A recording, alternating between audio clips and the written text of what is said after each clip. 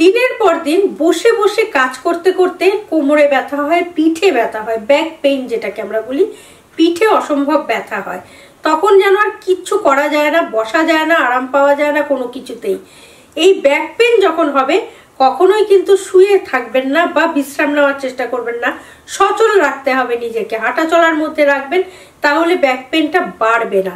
এছাড়াও বেশ কিছু ঘরোয়া পদ্ধতি রয়েছে যেগুলো অবলম্বন করলে ব্যাক পেইনটা বাড়বে না বা হবে না, সেগুলোই আজকে বলবো। কিন্তু তার আগে বলি, নমস্কার, আমি গৈরিকা, আপনার একান্ত প্রিয় পরিবার কলকাতা ক্যানভাসে আপনাকে স্বাগত জানাই।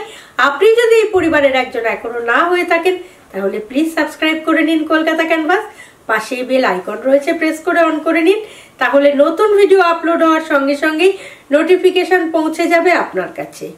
এইবার বলি ব্যাক পেইন দূর করার কিছু ঘরোয়া সহজ পদ্ধতি।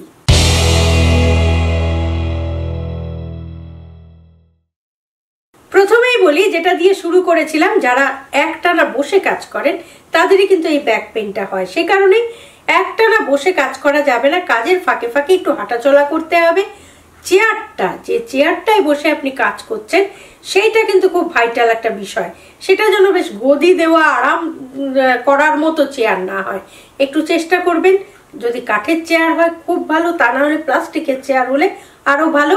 কিন্তু কোন রকম ভাবে আরামদায়ক গদিওয়ালা চেয়ারে বসে ঘন্টার পর ঘন্টা কাজ করা কিন্তু চলবে না।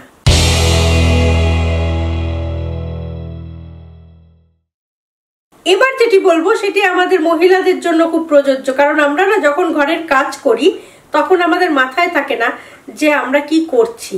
আমরা হয়তো ক্ষমতার অতিরিক্ত অনেক কিছু করে ফেলি, কারণ ওই যে বললাম বাড়িতে থাকি তো, তাই আমাদের অনেক কিছু করতে হয়। কিন্তু এমন কোনো কাজ করবেন না যেটা নিজের ক্ষতি হয়।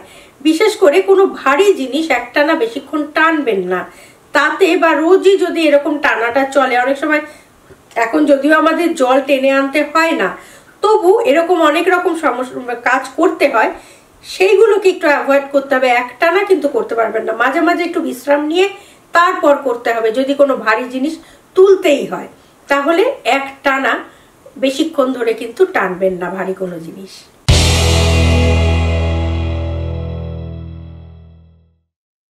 যদি ব্যাক পেইন খুব বারবারই হয়, ঘন ঘন হয় বা অনেকদিন ধরে রয়েছে, তাহলে কিন্তু এক্সারসাইজ করা প্রয়োজন। তার জন্য ফিটনেস এক্সপার্টের কাছে যেতে হবে, স্ট্রেচিং এক্সারসাইজ করতে হবে।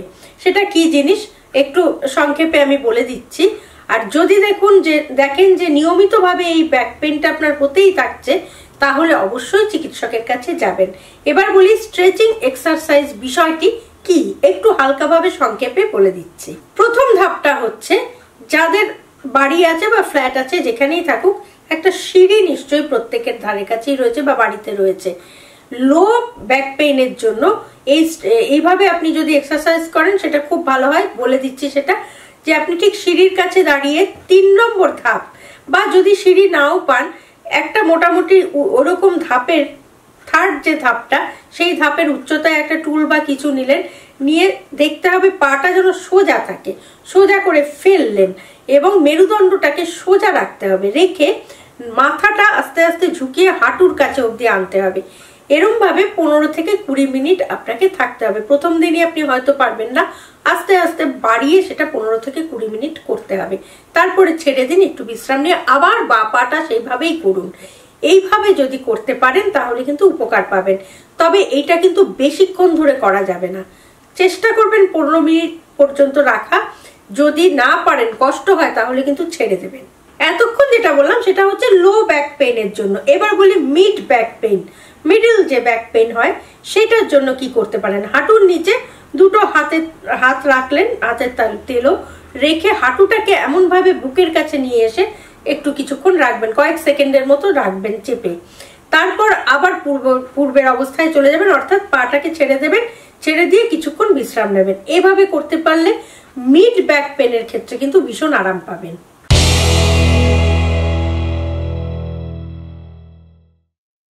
আরেকটি ব্যায়াম করতে পারেন, সোজা হয়ে দাঁড়ালেন, দাঁড়িয়ে যদি ব্যালেন্সের জন্য দরকার হয় একটু পাটা ফাঁক করতে পারেন, করে হাত দুটো প্রথমে হাঁটুর ওপরে রাখবেন যাতে আপনার সাপোর্টটা পান।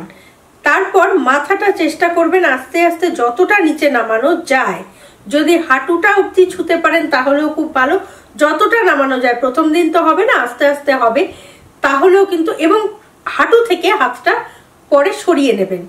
এইভাবে যদি করতে পারেন তাহলেও কিন্তু অনেকটাই আরাম পাবেন। সুতরাং আজকের ভিডিও থেকে জানা গেল যে ব্যাক পেইন আমাদের সাধারণত কেন হয়, কি আমরা সাবধানতা নিতে পারি তার জন্য, এবং যদি একান্ত হয়েই যায় তাহলে কি ধরনের এক্সারসাইজ করলে এর থেকে আমরা মুক্তি পেতে পারি। আজকের এই ভিডিওটি যদি ভালো লাগে লাইক করুন, শেয়ার করুন, কমেন্ট বক্সে অবশ্যই কমেন্ট দিন। আর আপনি যদি এই পরিবারের একজন এখনো না হয়ে থাকেন তাহলে এই ধরনের খুব কষ্টকর একটি রোগের সহজ সমাধান পেতে এবং নিয়মিত পেতে প্লিজ সাবস্ক্রাইব করুন কলকাতা ক্যানভাস। পাশেই বেল আইকন রয়েছে, প্রেস করে অন করে নিন, তাহলে নতুন ভিডিও আপলোড হওয়ার সঙ্গে সঙ্গেই নোটিফিকেশন পৌঁছে যাবে আপনার কাছে। ভালো থাকুন, সুস্থ থাকুন এবং নিজেকে ব্যাক পেইনের হাত থেকে রক্ষা করতে অবশ্যই এই ভিডিওটি মাথায় রাখুন আর সঙ্গে রাখুন, দেখতে থাকুন আপনার একান্ত নিজস্ব পরিবার কলকাতা ক্যানভাস। নমস্কার।